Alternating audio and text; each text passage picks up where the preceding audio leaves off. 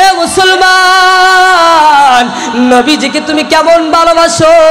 মুসলমান গো, নবীজিকে তুমি এমন ভাবে ভালোবাসতে হবে, লা ইউমিনু আহাদুকুম হাত্তা আকুনা আহাব্বা ইলাইহি মিন ওয়ালিদিহি ওয়া ওয়ালাদিহি ওয়ান নাসি আজমাইন।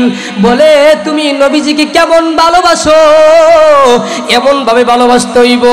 তুমি ততক্ষণ পর্যন্ত পূর্ণাঙ্গ মুমিন হইতে পারবে না যতক্ষণ পর্যন্ত তোমার বাবা মা, আত্মীয় স্বজন, বিবি, বাল বাচ্চা, ধন সম্পদ সব চাইতে আমি নবীকে সব চাইতে বেশি না ভালোবাসছো। তাহলে নবীজিকে কেমন ভালোবাসতে হইব? ও মুসলমান, আওয়াজ দিয়ে কথা বলেন, কেমন ভালোবাসতে হইব?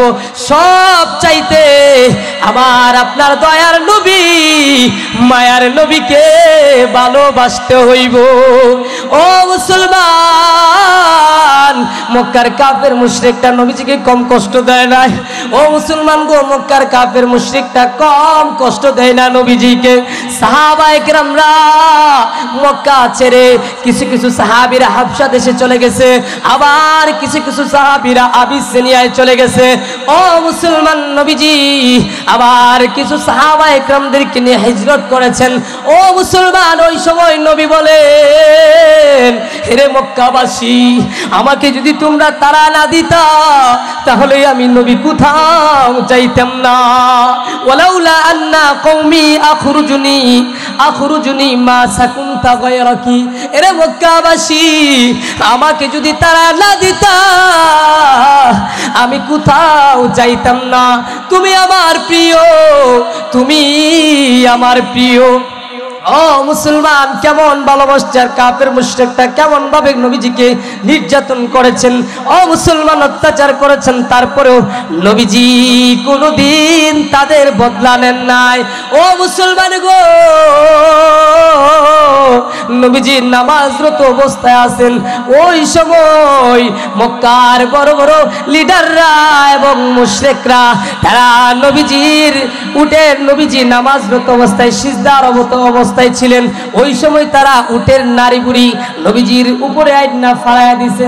কেমন কষ্ট হইব? ও মুসলমান গো, নবীজির উপরে ফালাইয়া দিছে, নবী উঠতে পারে না, নবী উঠতে পারে না। সাহাবায়ে কেরামরা কান্না করে থরথর করে কাঁপছে, বলে মক্কার বড় বড় লিডাররা এখানে আছে, যদি আমি এখন যাই তাহলে আমার জানটা চইলা যাবে। ও মুসলমান, কেউ যাইতে পারে না, কেউ যায় না। দূর থেকে তারা কান্না করে, নবী এমন অবস্থায় আছে। ও মুসলমান, হযরতে ফাতেমা রাদিয়াল্লাহু তাআলা আনহা শুইনা দূর আয়েশা নবীজির উপর থেকে উটের নারী বুড়ি সরায়া দিছে। নবীজি কেমন কষ্ট করেছে, ওই নবী কষ্ট কইরা এরকম ভাবে দিন আনছে, ইসলাম আনছে রে মুসলমান। ও মুসলমান, তারপরে আপনার আমি নবীর উম্মত হইয়াও নবীকে চিনতে পারলাম না। ঠিক চিল্লা বলেন আল্লাহু আকবার।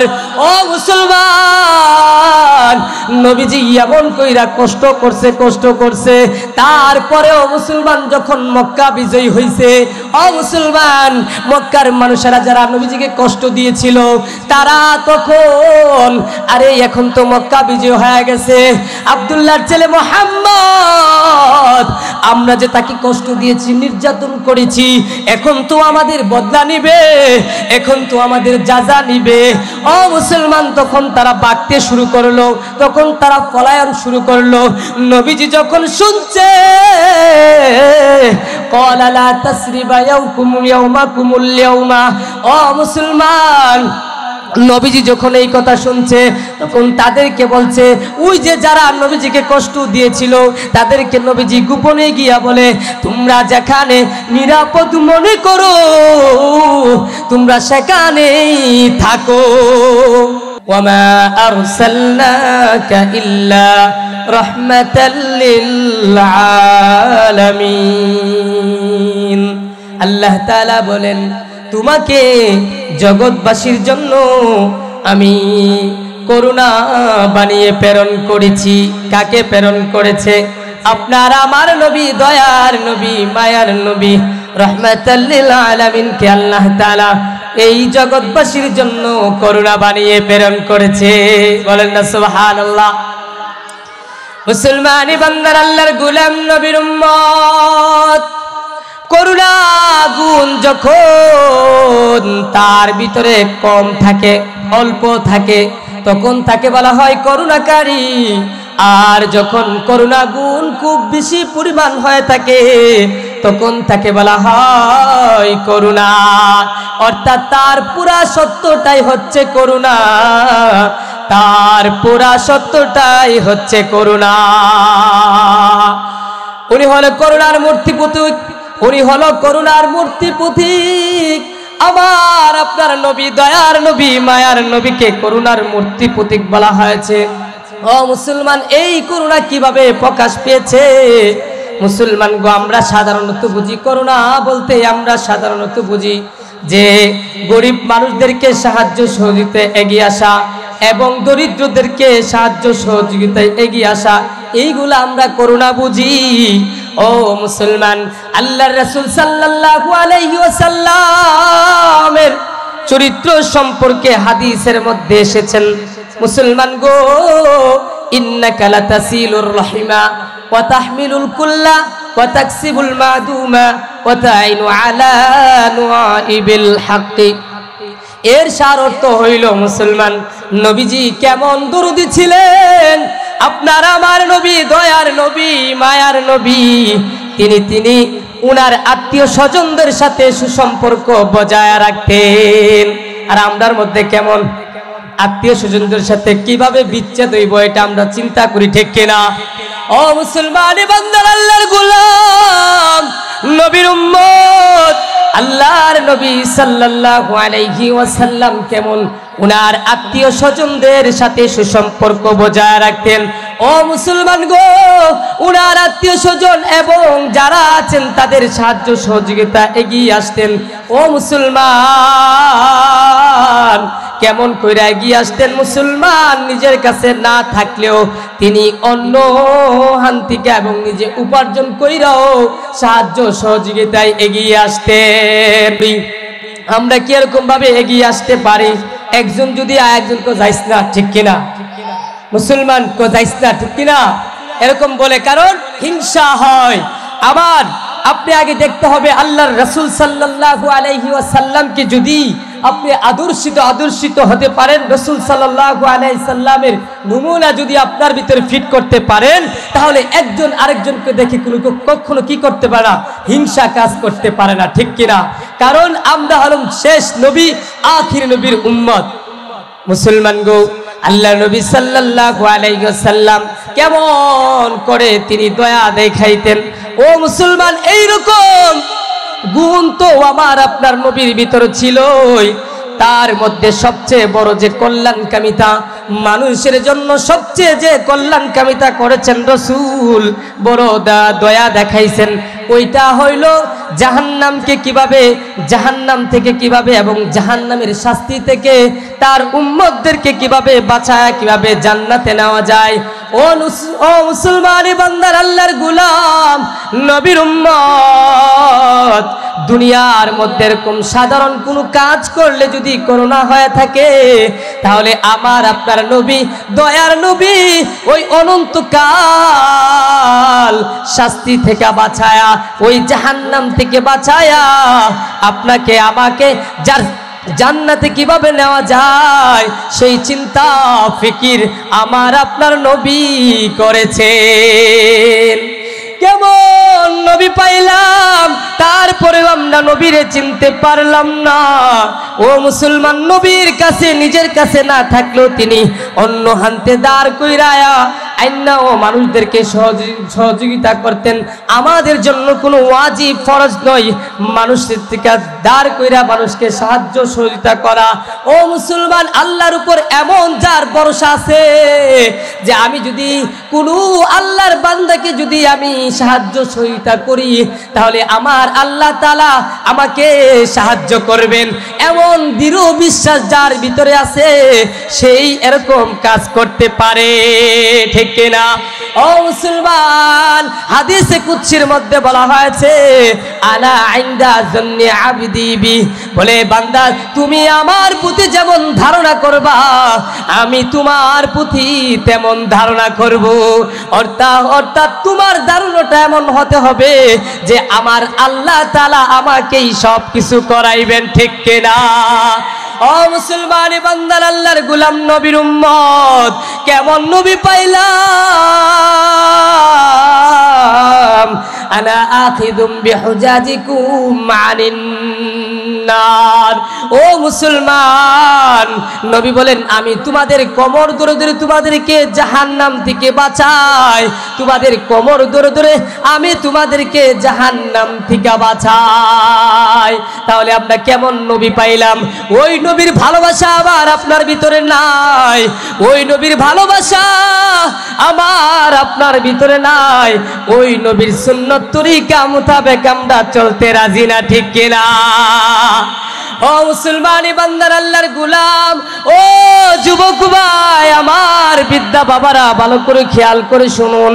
আজকের এই মাহফিল থেকে যদি এমন কইরা বলে হুজুররা ওদের চিল্লা চিল্লি করে এরকম কথা বলিনি, বলে বাইর থেকে আমি শুননা লাইতে পারবো বা ইউটিউবে শুননা লাইতে পারবো।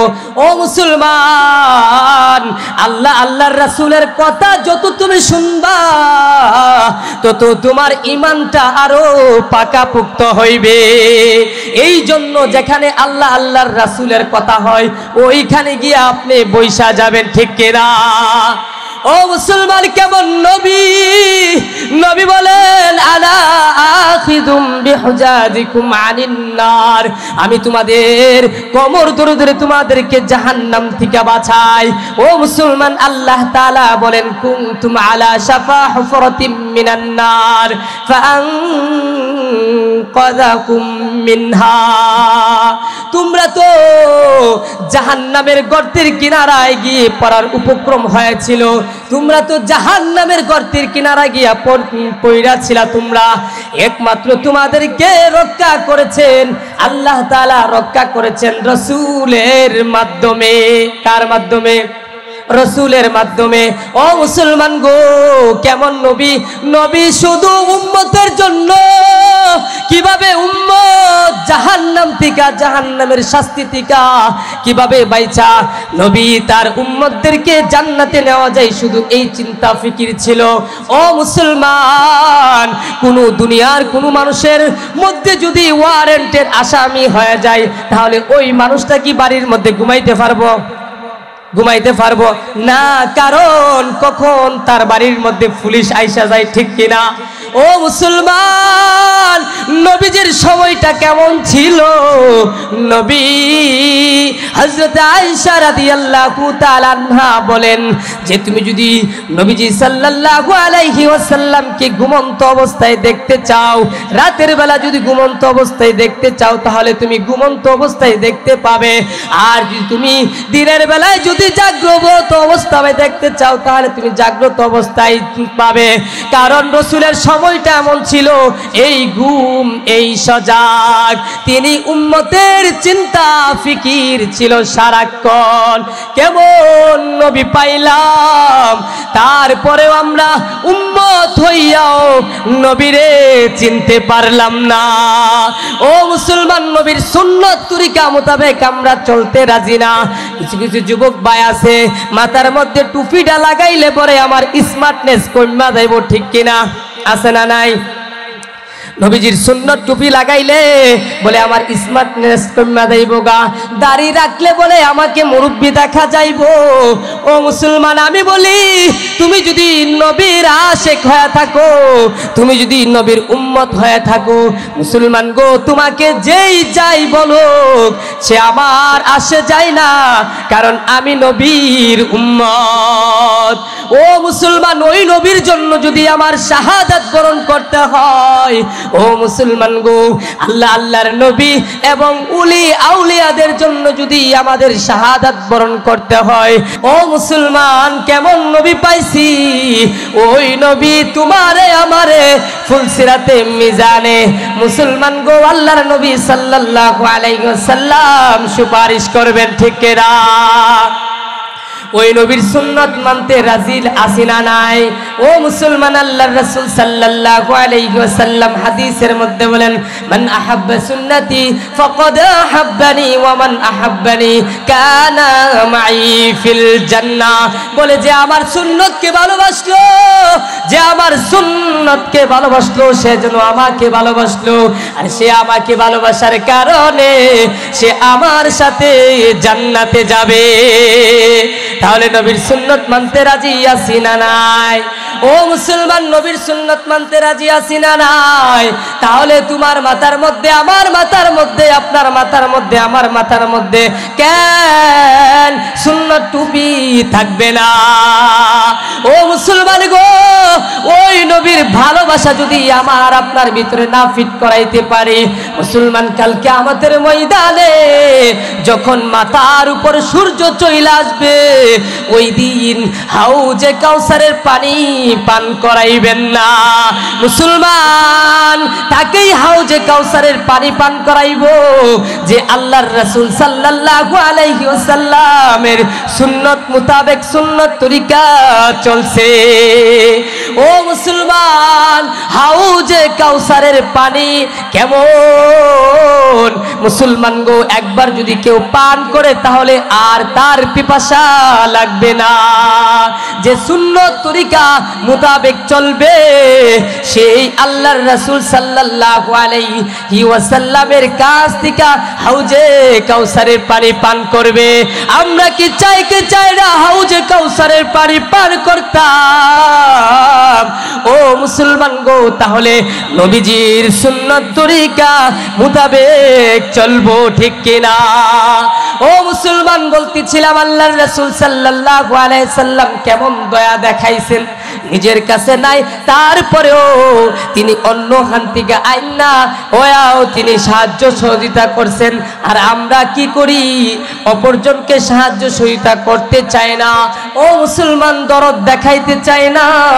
যদি তুমি আল্লাহর রাসূল সাল্লাল্লাহু আলাইহি ওয়াসাল্লামের আদর্শ যদি তুমি আঁকড়া ধরতে চাও, ও মুসলমান ফিট করাইতে যদি চাও, তাহলে আল্লাহর নবী সাল্লাল্লাহু আলাইহি ওয়াসাল্লাম যে আদর্শ দেখাইছে ওই আদর্শ আমার আপনার পালন করতে হইব।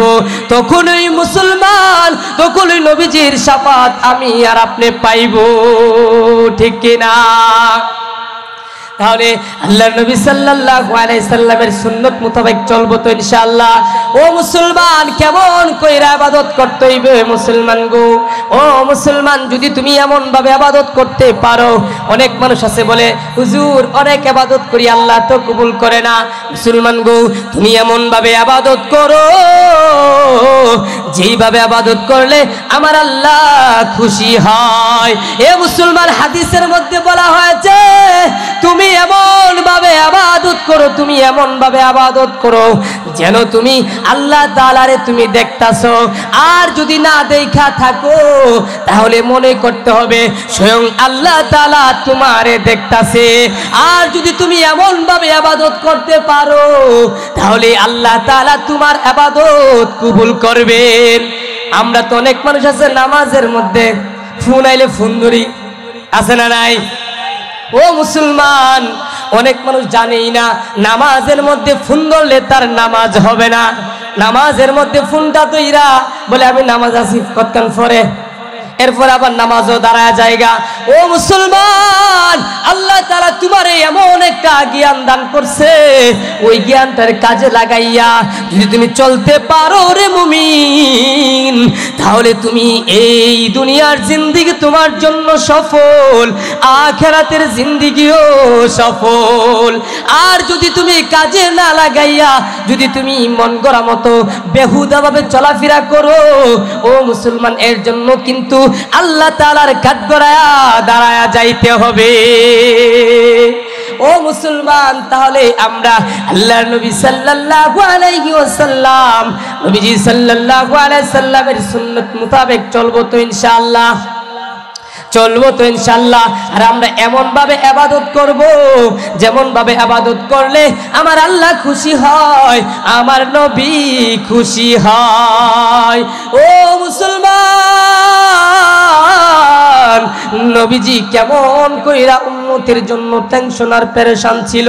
ও মুসলমান গো, নবীজি কেমন টেনশন ছিল যখন বলা হয়েছে এই আয়াত যখন নাজিল হয়ে গেছে, ও মুসলমান, ওয়ালা সাউফা ইউতিকা রাব্বুকা ফাতারদা, বলে আল্লাহ ওগো নবী আপনি যা চাইবেন তা আমি আল্লাহ আপনাকে দান করব। ওগো নবী আপনি যা চাইবেন গো নবী আমি আপনাকে দিয়ে আপনার মনটাকে খুশি করব। ওগো নবী আপনি যা চান তা আমি দিব। কিন্তু নবী নিজের জন্য কোনো কিছু চান নাই। ও মুসলমান, যা চেয়েছেন সব কিছু উম্মতের জন্য চাইছে। ও মুসলমান গো, হাদিসের রাওয়ায়াতের মধ্যে আসছে নবীজি কান্না বিজড়িত কণ্ঠে বলেন, আল্লাহুম্মা ইয়া উম্মতি, গো আল্লাহ আমার উম্মত, আমার উম্মত। ও মুসলমান, জিবরাইল আলাইহিস সালাতু ওয়াস সালামের মধ্যে জানতে চাইলেন, কান্নার কারণ জানতে চাইলেন, ও নবীজি আপনি কেন কান্না করেন গো নবীজি? জিবরাইল আলাইহিস সালাতু ওয়াস সালাম আয়েশা আবার চইলা গেলেন আল্লাহর কাছে। ও গো, বলে আমি এই কান্দি আমার একমাত্র গুনাহগার উম্মতের জন্য। জিবরাইল আলাইহিস সালাতু ওয়াস সালাম চইলা গেলেন আল্লাহর কাছে। ও আবার আসতেন, বলে নবী আপনি আর কাঁদবেন না গো নবী, আপনি কাঁদবেন না, আপনার উম্মতের ব্যাপারে আল্লাহ তাআলা আপনাকে অসন্তুষ্ট করবেন না। তাহলে আমরা কেমন নবী পাইছি, তারপরেও নবীর আদর্শটাকে আমরা আঁকড়ে ধরতে চাই না। ও মুসলমান, তোমার ভিতরে বিনয়ের কোনো গুণ নাই। আমার রাসূল আল্লাহ নবী সাল্লাল্লাহু আলাইহি ওয়াসাল্লাম কেমন বিনয়, মুসলমান সাহাবীদের সঙ্গে কথা বলার সময় ও মুসলমান গো, তখন চোখে চোখ রাইখা এরকম মুখের মধ্যে যাতে করে সাহাবীরা কষ্ট না পায়, ও মুসলমান তাদের দিকে তাকায় তাকায় কথা বলতেন। কিন্তু মুসলমান আমরা কেমন করি, আমাদের ভিতরে এরকম কইরা নবীজির আদর্শ নাই। আমরা বুঝতে পারবো কেমন আদর্শ আমার ভিতরে আছে, আপনার ভিতরে আছে। মুসলমান গো, এই যে ওয়াজ নসিহত হচ্ছে, এই ওয়াজ নসিহত থেকে যদি আপনার জীবনটাকে পরিবর্তন না করতে পারেন, কাল কিয়ামতের ময়দানে আপনাকে যখন প্রশ্ন করা হবে, বলে উমুক এই চৌরাস্তা মোড়ের মধ্যে যুবকরা কত কষ্ট কইরা ওয়াজ মাহফিলের এরকম আয়োজন করেছিল, ওই যে ওই সময় এক মোল্লা এরকম কথা বলেছিল। মুসলমান গো, তুমি শুনছো, তারপরে তুমি আমল করো নাই। এরকম রাসূলের দয়ার কথা তুমি শুনছো, কিন্তু তোমার ভিতরে এরকম দয়া কোনো কাজ করাইতে পারো নাই। ও মুসলমান, নবীজির বিনয়ের কথা তুমি শুনছো, তারপরে তোমার ভিতরে এরকম বিনয় তুমি আনতে পারো নাই। ও মুসলমান, নবীজির সুন্নতের কথা তুমি শুনছো, তোমার ভিতরে সুন্নাত তুমি ফিট করাইতে পারো নাই, তুমি মাথার মধ্যে টুপিটা লাগাইতে পারো নাই। মুসলমান গো, আল্লাহ যখন তোমাকে আমাকে প্রশ্ন করবেন, ওই দিন আমি কি জবাব দিব? আর জবাব তখনই দিতে পারবো যখন আপনি আর আমি এই কথাগুলি শুই না, ইবাদত এই কথাগুলি শুই না আমাদের ভিতরে ফিট করাইবো, তখনই আমরা আল্লাহ তাআলার কাছে সফল হয়ে যাব, ঠিক কিনা? এ মুসলমান, নবীজিকে তুমি কেমন ভালোবাসো? মুসলমান গো, নবীজিকে তুমি এমন ভাবে ভালোবাসতে হবে, লা ইউমিনু আহাদুকুম হাত্তা আকুনা আহাব্বা ইলাইহি মিন ওয়ালিদিহি ওয়া ওয়ালাদিহি ওয়ান নাসি আজমাইন। বলে তুমি নবীজিকে কেমন ভালোবাসো, এমন ভাবে ভালোবাসতে হইব, তুমি ততক্ষণ পর্যন্ত পূর্ণাঙ্গ মুমিন হইতে পারবে না যতক্ষণ পর্যন্ত তোমার বাবা মা আত্মীয় স্বজন বিবি বাল বাচ্চা ধন সম্পদ সব চাইতে আমি নবীকে সব চাইতে বেশি না ভালোবাসছো। তাহলে নবীজিকে কেমন ভালোবাসতে হইব? ও মুসলমান, আওয়াজ দিয়ে কথা বলেন, কেমন ভালোবাসতে হইব? সব চাইতে আমার আপনার দয়ার নবী মায়ার নবীকে ভালোবাসতে হইব। ও মুসলমান, মক্কার কাফের মুশরিকটা নবীজিকে কম কষ্ট দেয় না। ও মুসলমান গো, মক্কার কাফের মুশরিকটা কম কষ্ট দেয় না নবীজিকে। সাহাবায়ে কেরামরা মক্কা ছেড়ে কিছু কিছু সাহাবীরা হাবশা দেশে চলে গেছে, আবার কিছু কিছু সাহাবীরা আবিসিনিয়ায় চলে গেছে। ও মুসলমান, নবীজি আবার কিছু সাহাবায়ে কেরামদেরকে নিয়ে হিজরত করেছেন। ও মুসলমান, ওই সময় নবী বলেন, হে মক্কাবাসী, আমাকে যদি তোমরা তাড়া না দিতা তাহলে আমি নবী কোথাও যাইতাম না। ওয়ালাউলা আন্না কওমি আখরুজুনি মা সাকুনতা গায়রাকি। হে মক্কাবাসী, আমাকে যদি তাড়া না দিতা আমি কোথাও যাইতাম না। তুমি আমার প্রিয়, তুমি আমার প্রিয়। ও মুসলমান, কেমন ভালোবাসার কাফের মুশরিকটা কেমন ভাবে নবীজিকে নির্যাতন করেছেন, ও মুসলমান অত্যাচার করেছেন, তারপরেও নবীজি কোনোদিন তাদের বদলা নেন নাই। ও মুসলমান গো, নবীজি নামাজরত অবস্থায় আছেন। ওই সময় মক্কার বড় বড় লিডাররা এবং মুশরিকরা তারা নবীজির উটের, নবীজি নামাজরত অবস্থায় সিজদারত অবস্থায় ছিলেন, ওই সময় তারা উটের নারী বুড়ি নবীজির উপরে আইনা ফালাইয়া দিছে। কেমন কষ্ট হইব ও মুসলমান গো, নবীজির উপরে ফালাইয়া দিছে। নবী উঠতে পারে না, নবী উঠতে পারে না। সাহাবায়ে কেরামরা কান্না করে থরথর করে কাঁপছে, বলে মক্কার বড় বড় লিডাররা এখানে আছে, যদি আমি এখন যাই তাহলে আমার জানটা চইলা যাবে। ও মুসলমান, কেউ যাইতে পারে না, কেউ যায় না। দূর থেকে তারা কান্না করে, নবী এমন অবস্থায় আছে। ও মুসলমান, হযরতে ফাতেমা রাদিয়াল্লাহু তাআলা আনহা শুইনা দূর আয়েশা নবীজির উপর থেকে উটের নারী বুড়ি সরায়া দিছে। নবীজি কেমন কষ্ট করেছে, ওই নবী কষ্ট কইরা এরকম ভাবে দিন আনছে, ইসলাম আনছে রে মুসলমান। ও মুসলমান, তারপরে আপনার আমি নবীর উম্মত হইয়া নবীকে চিনতে পারলাম না। ঠিক চিল্লা বলেন আল্লাহু আকবার। ও মুসলমান, নবীজি এমন কইরা কষ্ট করছে, তারপরেও মুসলমান যখন মক্কা বিজয় হইছে, ও মুসলমান, মক্কার মানুষেরা যারা নবীজিকে কষ্ট দিয়েছিল তারা তখন, আরে এখন তো মক্কা বিজয় হয়ে গেছে, আব্দুল্লাহর ছেলে মুহাম্মদ, আমরা যে তাকে কষ্ট দিয়েছি, নির্যাতন করেছি, এখন তো আমাদের বদলা নিবে, এখন তো আমাদের যাজা নিবে। ও মুসলমান, তখন তারা বাঁকতে শুরু করলো, তখন তারা পলায়ন শুরু করলো। নবীজি যখন শুনছে ক্বালা লা তাসরিবা ইয়াওমাকুমুল ইয়াওমা, ও মুসলমান, নবীজি যখন এই কথা শুনছে তখন তাদেরকে বলছে, ওই যে যারা নবীজিকে কষ্ট দিয়েছিল তাদেরকে নবীজি গোপনে গিয়া বলে, তোমরা যেখানে নিরাপদ মনে করো তোমরা সেখানেই থাকো। নবীজির কাছে কি বিদ্বেষ ছিল? ও মুসলমান, যদি বিদ্বেষ থাকতো বলে আমারে কষ্ট দিছে আমিও দেয়ালই, আছে না নাই? আমরা তো মুসলমান, আমরা যদি একটু কষ্ট পাই তাহলে আমরা চাই তারে কি হবে, ডাবল দিব। তাহলে কি নবীজির আদর্শ হয়েছে? না না, নবীজির আদর্শ হয় নাই। ও মুসলমান গো, নবীজি তখন বলে, তোমরা কোথাও যাওয়া লাগবে না, তোমরা যেখানে নিরাপদ মনে করো সেখানেই তোমরা থাকো। কেমন দয়ার নবী পাইছি, ওই নবীর সুন্নত মোতাবেক আমরা চলতে রাজি না, ওই নবীর আদর্শকে আমাদের ভিতরে ফিট করাইতে চাই না বলে আমি ওয়াজ শুনলাম। ওয়াজ এই প্যান্ডেলের ভিতর থেকে যখন বাইর হইছি তখনই আমার ওয়াজ শেষ হয়ে যায়, ঠিক কিনা? আছে এরকম মানুষ। ও মুসলমান, কিন্তু না না, এই যে নবীজি কত কষ্ট করেছেন, ও মুসলমান, তোমার আমার জন্য নবীজি সব জায়গার মধ্যে শুধু উম্মতের কথা চিন্তা করেছে। ও মুসলমান, হযরত আয়েশা রাদিয়াল্লাহু তাআলা আনহা বলেন, কিয়ামতের ময়দানে নবী এমন একটা ভয়াবহতা সময় হবে, ওগো নবীজি, ওই সময় তো কেউ কারো কথা মনে রাখবে না। ওগো নবীজি, আপনার কি আপনার পরিবারের কথাও মনে থাকবে না। নবীজি ডাক দিয়ে বলেন, কিয়ামতের ময়দানে ওই সময় তিনটা শ্রেণী হবে, ওই সময় তিনটা শ্রেণী হবে।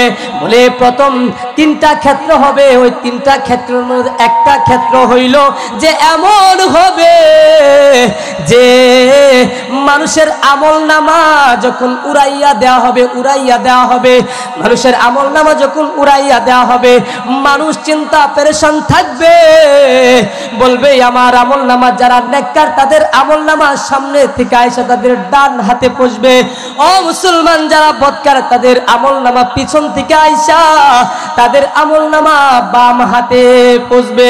মানুষ এমন পেরেশান থাকবে, ওই পেরেশানটা এমন হবে যে আমার আমলনামাটা ডান হাতে আসে না বাম হাতে আসে, আমার আমলনামাটা তখন বলেন যে তিনটা ক্ষেত্র, 2 নম্বর ক্ষেত্রটা এমন হবে যে যখন মানুষের আমলনামা মিজানের পাল্লার মধ্যে মাপা হবে, ও মুসলমান মানুষ পেরেশানি থাকবে, বলে তার আমলনামাটা নেকির আমলনামাটা বাড়ি হয় না বদির আমলনামাটা বাড়ি হয়। মানুষ এমন পেরেশান থাকবে, মানুষ এমন পেরেশান থাকবে, ওই পেরেশানের কারণে তার আর কোনো কথা মনে থাকবে না, কারো কোনো কথা মনে থাকবে না। ও মুসলমান গো, আল্লাহর নবী সাল্লাল্লাহু আলাইহি সাল্লাম বলেন 3 নম্বর ক্ষেত্রটা, তিনটা ক্ষেত্র যে 3 নম্বর ক্ষেত্রটা হবে যে ফুলসিরাতের ফুল যখন পার হবে, ও মুসলমান ফুলসিরাতের ফুল পার হওয়ার সময় ওই ফুলসিরাতের ফুলের উপর দিয়া পুরাটার মধ্যে এরকম করে জাহান্নামকে ঘেরাও করা রাখা হবে। ও মুসলমান, আবার হাদিসের মধ্যে এসেছে যে আবার নিচ থেকে এরকম লোহার আংটা দিয়া এরকম কিছু ফেরেশতারা নিয়োজিত থাকবে ওই ফুলসিরাতের ফুলের মধ্যে যখন উঠবে, ও মুসলমান যারা নেককার তারা এরকম ভাবে বিদ্যুতের গতির নেই তারা পার হয়ে যাবে, আর যারা বদকার তাদেরকে ওই আংটা দিয়া টান দিয়া ফেলে দেওয়া হবে। কেমন হবে ওই কিয়ামতের ময়দান? ও মুসলমান গো, নবীর উম্মত বুঝতে পারলাম না কেমন হবে ওই ফুলসিরাতের ফুল পার হওয়ার সময়টা, যে আংটা দিয়া আপনি যদি বদকার হন তাহলে ওই আংটা দিয়া আপনাকে টান দিয়া ফেলা দিবে। ও মুসলমান কেমন হবে ওই সময়টা? কেউ কারো কথা মনে রাখতে পারবে না, কেউ কারো কথা মনে করবে না। ও মুসলমান, ওই দিন আল্লাহ তাআলা বলবেন আলা মালিকু মুলুকুল আরদ, বলে পৃথিবীর রাজা বাদশারা কোথায়? আমি আল্লাহ আজকে রাজা, পৃথিবীর রাজা বাদশারা কোথায়? যারা অহংকার তাকাব্বুরি দেখাইতো, ও মুসলমান গো, যারা টাকার বড়াই দেখাইতো, ও মুসলমান তোমরা যে দুনিয়ার মধ্যে দেখাইছো, আমি আল্লাহ তোমাদেরকে এমন একটা সময় দিছিলাম, এমন একটা সিচুয়েশন দিছিলাম যে তোমরা মানুষের সাথে আরো সদয় আচরণ করার জন্য, কিন্তু না, তোমরা সদয় হও নাই, তোমরা আরো কঠিন হইছো, তোমরা নম্রতা হও নাই, তোমরা আরো কঠিন হইছো। আজ তোমরা কোথায়? আমি আল্লাহ পৃথিবীতে সকল রাজার রাজা, বলে পৃথিবীতে যারা অন্যায় অত্যাচার করেছো আজ আমার সামনে আসো। ওই দিন কেউ আল্লাহ তাআলার সামনে দাঁড়াইতে পারবে না। ও বাবা, তাহলে দুনিয়ার জিন্দেগিটা আমরা এমন ভাবে সাজাইবো যেইভাবে সাজাইলে কাল কিয়ামতের ময়দানে, আখিরাতের ময়দানে আল্লাহ তাআলার কাছে আমরা সঠিকভাবে উপস্থাপন করতে পারবো। ও মুসলমান, দুনিয়ার মধ্যে তুমি যেটাই করো না কেন, ওই দিন কিন্তু তুমি বলবা, আল্লাহ বলবে বান্দা তুই এরকম কাজ করছো, কিন্তু বান্দা বলবে আল্লাহ না আমি এমন কাজ করে নাই। তখন আল্লাহ বলবে বান্দা রে তুমি তো করো নাই, দেখো আমার কি খেলা। ও মুসলমান, তখন ওই যে মানুষের অঙ্গ প্রত্যঙ্গের যখন জবান খুইলা দিবে, বলে হাত দ্বারা তুমি কি করছো? জবান কথা বলবে। পা দ্বারা তুমি কি বলছো? জবান কথা বলবে। ও মুসলমান, তুমি চক্ষু দ্বারা কি করছো? জবান কথা বলবে। মুসলমান গো, ওই দিন যদি তুমি আল্লাহ তাআলার কাঠগড়ায় দাঁড়া যাও, ওই দিন কিন্তু তুমি রক্ষা পাইবা না। এই জন্য আমাদের জীবনটা এমনভাবে পরিচালনা করতে হবে, এমনভাবে আমাদের জীবনটাকে সাজাইতে হবে, কাল কিয়ামতের ময়দানে আল্লাহ তাআলার সামনে যেন আমরা সঠিকভাবে উপস্থাপন করতে পারি। ঠিক কিনা? ও মুসলমান, কেমন ভাবে আমরা নবীজিকে ভালোবাসি? বলা হয়েছে নবীজির দয়ার গুণের কথা। আপনার ভিতরে যদি দয়ার গুণ থাকে তাহলেই তো আপনি নবীর আশিক রাসূল। আপনার ভিতরে যদি সুন্নাত থাকে তাহলেই তো আপনি নবীর খাঁটি উম্মত। ও মুসলমান, তাহলেই তো আপনি হাউজে কাউসারের পানি পান করতে পারবেন।